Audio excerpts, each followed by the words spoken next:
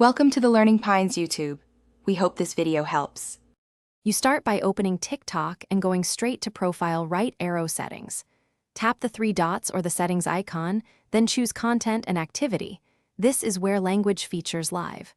Once there, find Auto Translate Captions or the Captions Language toggle and prepare to switch it off. You do this because auto translation often changes meaning and creates noise in captions. Make sure you are on the latest app version. If not, update first so the language options appear exactly as described. Once you find the translation toggle, switch it off and pay attention to any confirmation prompt, accept it to save the change. You do this because toggles sometimes revert if not confirmed. After disabling, clear TikTok's cache or force close the app and restart it so the setting propagates across sessions. If you use multiple devices, repeat this on each one. Settings can be device-specific. Make sure your account language is set to your preferred language, so TikTok doesn't re-enable translation based on locale.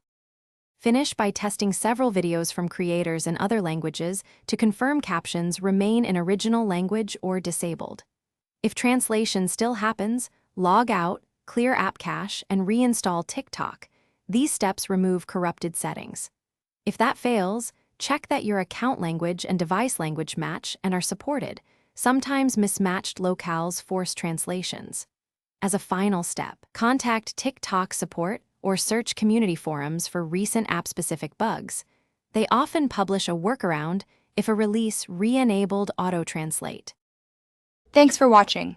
Consider subscribing if we helped you.